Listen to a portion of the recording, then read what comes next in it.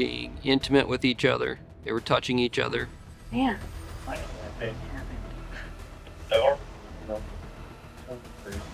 Something, but there's nothing. She was completely naked. I saw blood everywhere. That's all I can tell you.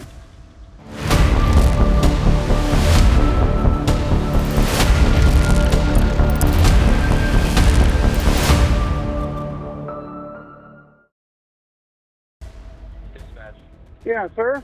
Can you send somebody to High Bluff? I just came over here. I know this girl. She wasn't answering my calls all day, all last night. I walked up to Jay.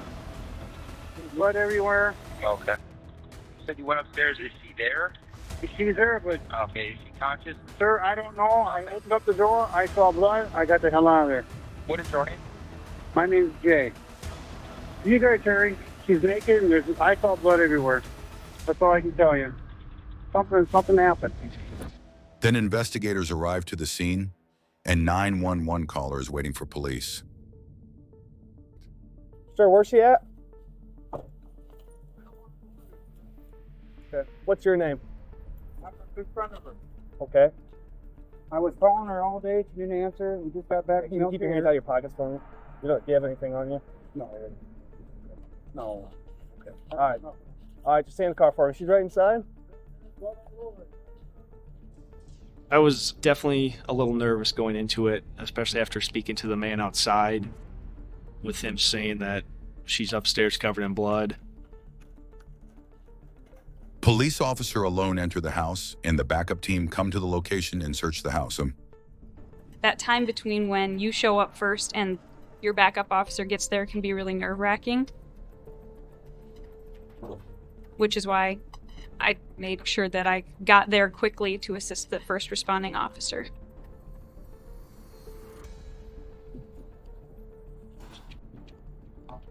Here. Facing back. Mean dog. How do we deal with this dog? Just stay there.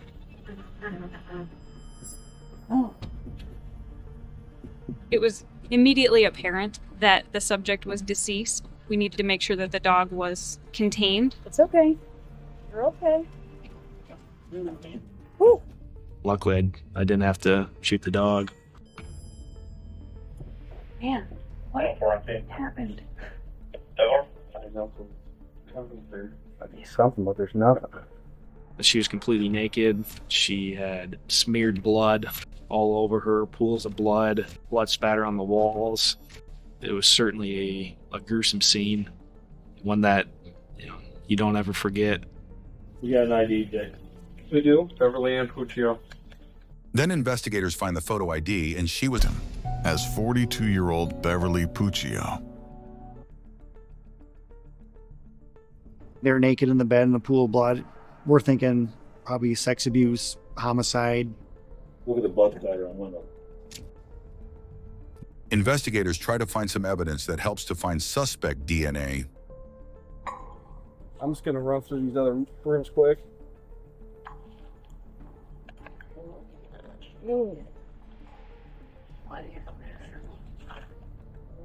There was just stuff all over the floor. You almost couldn't walk without stepping on something, papers or food. So we weren't really sure what was part of the crime and what wasn't at that point. There's no signs of false entry anywhere. This one, it's locked, but it's like locked open. Like the throw won't come out. I don't know how the guy got in, if he had a key or not, or maybe it just pushed in. Haven't got that far with the people outside. Well, we need to go interview that. Investigators go outside the house for questioning the man who saw Beverly. Before we go any farther, I'm just going to pat you out for weapons. Okay? Make sure you don't got anything. Nothing on you? Oh, sir, I don't have nothing. Okay, appreciate it. There was nothing on him. And so I had him sit in the back of my squad car where I had video going and just got a little more detail. Okay, how do you know Bev? I met her 4 months ago down at Army. And we just started talking. I gave her home. I've been calling her all day. I thought I better stop and check on her. And what you do once you got here? Well, I went upstairs and checked on her. Came right back down. Called you guys.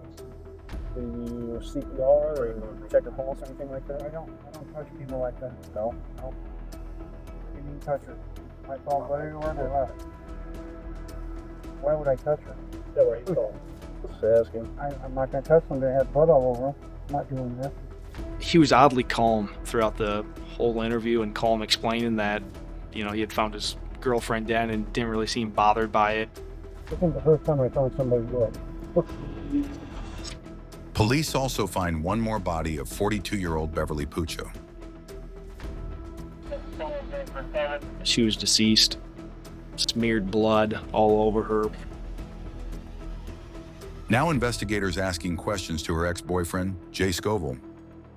I've been calling her all day, and I thought I better stop and check on her. This ain't the first time I found somebody dead. Hi, Mr. Scoville, is that right? How you doing? I'm just gonna sit right in here so I can get some information from her, if that's okay.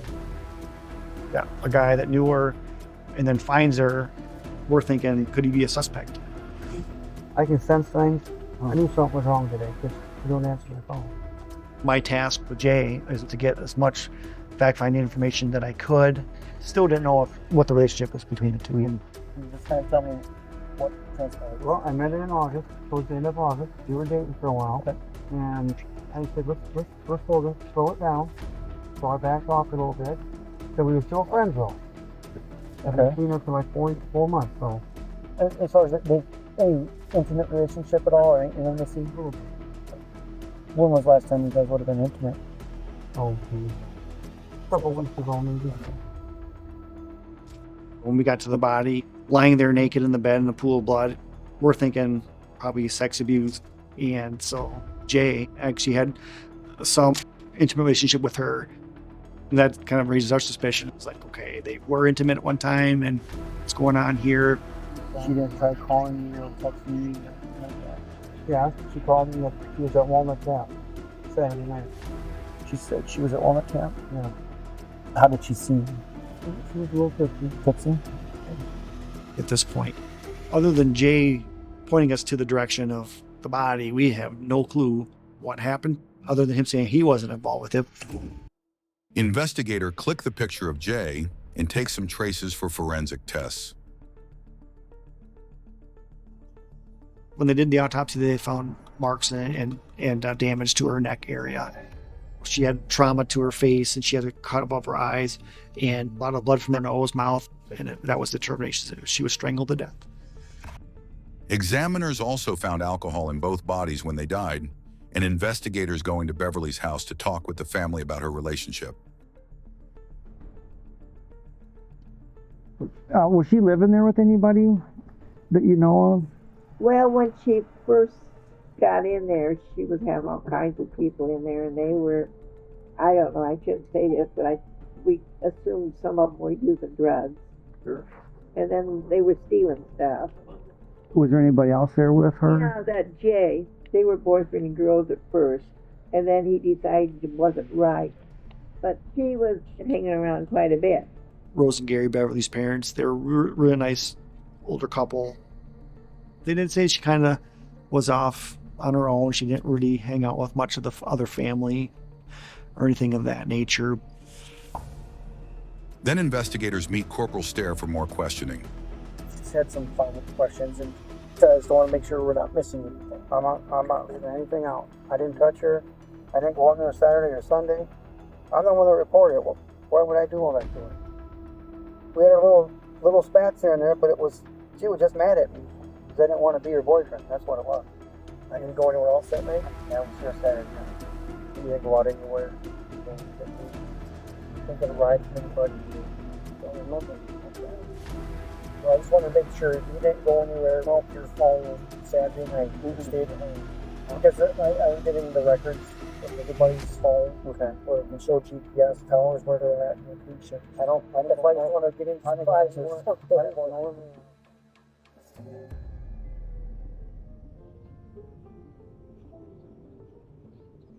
We know Jay was with Beverly earlier, but then he split ways. He went home. It's vital that we get as much information as we can and to get looking at stuff as quick as he can to see if he's being honest with us. Investigators going to Jay's home to confirm Jay's statement, and his mother says, When I talked to Jay's parents, they were at home and they don't recall Jay leaving it at all that night. Thank you very much. Investigators not found any solid leads, and when they recheck the questioning video, they find leads. She called me. He was at Walnut Gap Saturday night. It was one of our good leads because Jay said that she went there. She usually didn't go to that bar. Investigators checked the CCTV footage, and what they see was shocking.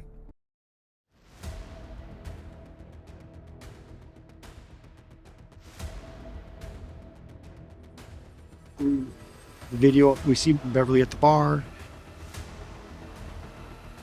She was with somebody that she had been drinking with that person. Later, they were being intimate with each other. They were touching each other. When we looked at the video cameras, they leave the Walnut Tap. There was a cab outside that picked them up. At this point, we don't know who this person is. And we also had the traffic camera footage to show where they went in the cab. We're starting to be able to fill in the parts of what happened, between the time that Scoville talked to her on the phone and she was found dead in her house. Then investigators contact the cab company and call the cab driver for questioning. They revealed the truth. Oh, it's all right. You'll get me out of the house. I picked them up. They were obviously drinking pretty good. Have you ever drove these two before? No. They sit in the back seat, dark, and I really can't even see much to get a good look at either one of them. Did anybody say anybody's names? We just kept calling her babes. This mystery guy was calling Beverly Babe. We're thinking, did he not know her name or that was a nickname for her? At this point, we still didn't know what the relationship was with her and this mystery guy. Cab driver tells the mystery man paid in cash. So now investigators have no information about him, and they try harder to find more information. That's pretty much it. They thanked me. They were very nice and got out paving and away they went. On the other side, investigators canvass Beverly's house and find a CCTV camera near her house. And when they check the footage, everyone is shocked. The home surveillance footage show the cab actually stopping out in front of Bev's house. The camera motion sensor didn't capture anyone getting out of the car, but investigators have some footage showing a truck roaming near Beverly's house on the murder night. Investigators couldn't find any information about the truck because the footage was very grainy. We got to figure out who that truck belongs to so we can catch this person that did this so that way we don't have this happen to somebody else.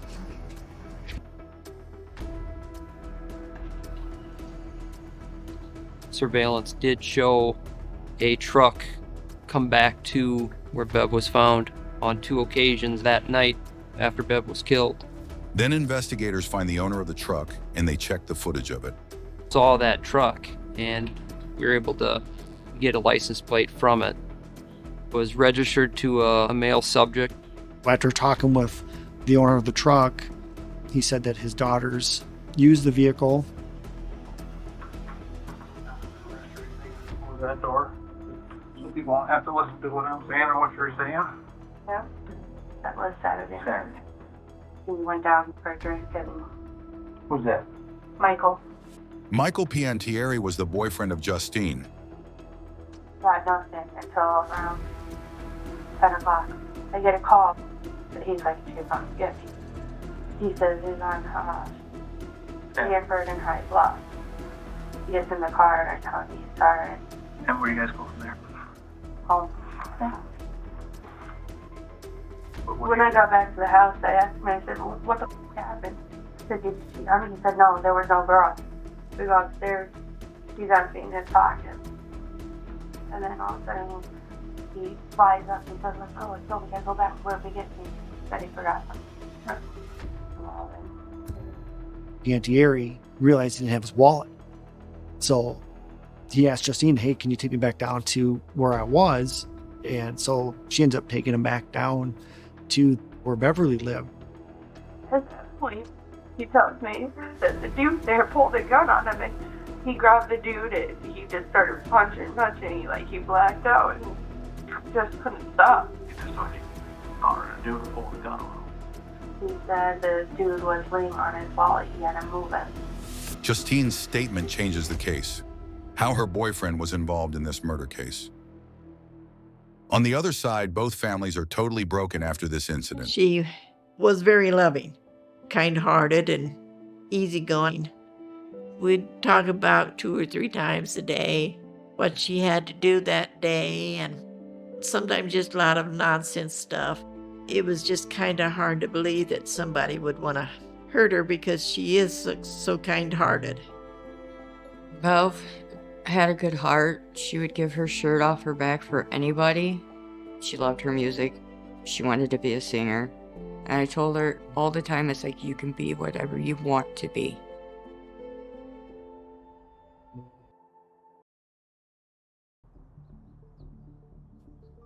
At that point, we had enough information to approach Michael. Several investigators went to the area where he was going to come out when he got off work. Michael, can you hang up the phone for a second, please? What? Are you Michael? Yeah, what's up? Okay, hand me your phone for just a second. We're with the police department, okay? Okay. So officers will explain to you what's going on.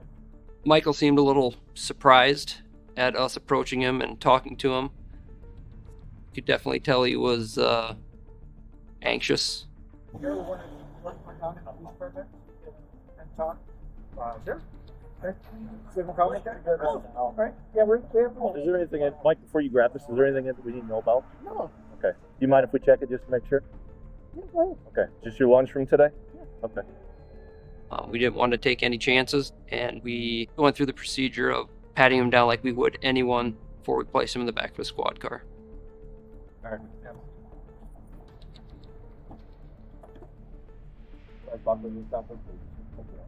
Not built for comfort.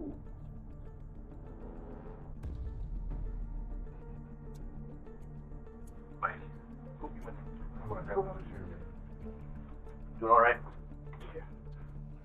Our game plan was to start off and get a timeline, get him to tell us what he did, and get him locked into a story. Slept at your house Friday night? Okay. What about Saturday? Saturday, my girlfriend went to the dog park. I told her I was going to the bar. And when you say bar, Walnut. And how long do you think you were at the Walnut? Anywhere between 2.5, 3 hours, maybe. P and Terry said that he did start out at Walnut Tap. He met this female that he ended up getting intimate with. I'm not proud to say anything. I have a girlfriend, but they got a little intimate at times, I guess. How do you explain that? There was some kissing, there was some touching. What was her name? Do you remember? You know. Not at all. It was really flirtatious.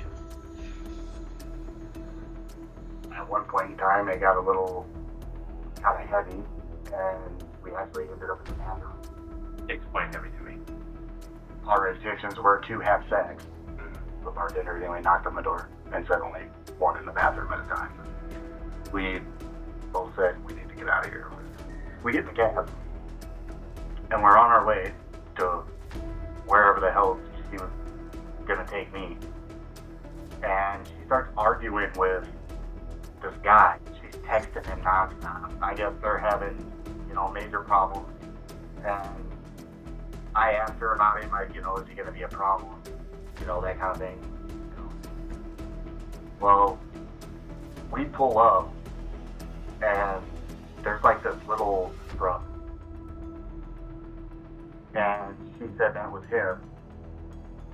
And I said, are we about to, we gonna fight? What's going on? Okay. And I ended up leaving. I ended up calling my girlfriend. I had her come pick me up. What were they doing when you left? Arguing. Yelling at each other. She didn't mention a name or anything?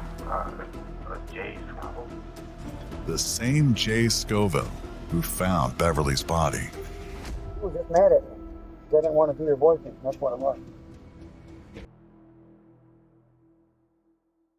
So the investigators again checked the CCTV footage near Beverly's house. We don't see this truck. We don't see anything like that pulling up or anything. We don't see anybody standing outside. Jay was not there.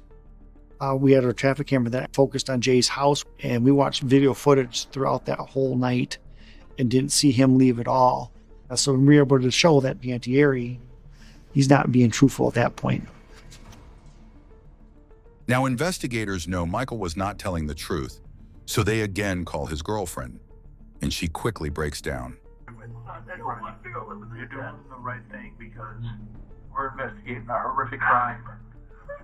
Okay, what do you know about that? Don't cover for him. Don't be an accessory to something you don't have to be. 23, I know. Right. So, what do you know? Because you know what's going on. Yeah. Tell me, please. We went back there a second time, and then the next day. The next day you went back down again? What does he grab? Not back. Was it a bag of clothes, bag of money, bag of drugs? A light bulb with bloody fingerprints and a towel that he used to clean up with. Where are those things in now? We had a fire yesterday. We were cleaning the backyard. We had sticks and stuff. The clothes that he was wearing that night were in my bedroom upstairs. The shoes have blood on them. The pants has some blood on the pant leg. Then investigators issue a search warrant to search Michael's home, and they find shoes with some blood stains. In the backyard, they see burning traces showing they tried to destroy the evidence. He said, let's go clean the backyard. So I went and helped him clean the backyard. He started a bonfire. That bag, he got that out. He burned that in the fire. But you have to understand that we have information and we have proof or surveillance that you're lying to us. We know what happened. Then why are we talking? Because I want you to man up and tell me the truth. So I'm lying. I went into a house that night, huh? As far as I can tell. No, I did not. When we go into an interview, especially to something this big, our ultimate goal is to get a confession. But we know that one of the hardest things to do is tell somebody that you did probably the worst thing you've ever done in your life. We both rode at that house where you're staying for our dad, where we know you were at, with a dead body. The girl you were with.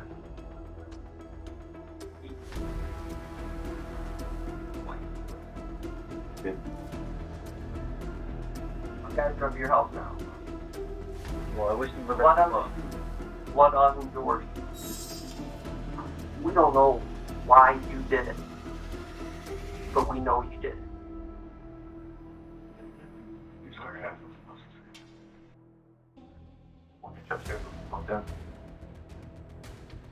Even if we don't get a confession, if we get provable lies, those are just as good as a confession. Michael admits to everything about meeting Beverly at the bar, doing stuff with her at the bar, leaving with her from the bar in the cab to her place, but denies going anywhere up in her apartment for any reason whatsoever when everything that we had pointed right to him.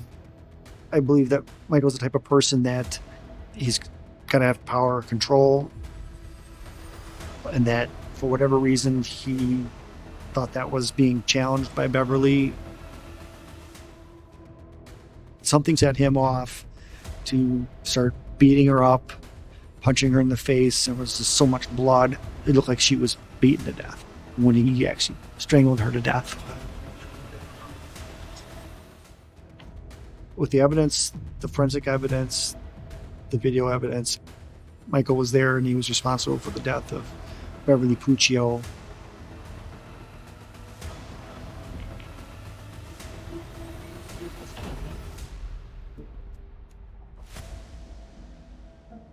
With all the evidence that we had, I believe that Michael Piantieri knew that he had no chance, pled guilty to second-degree murder, and was sentenced to 50 years in prison. Like, comment, and subscribe for more true crime stories that delve deep into the heart of the human experience.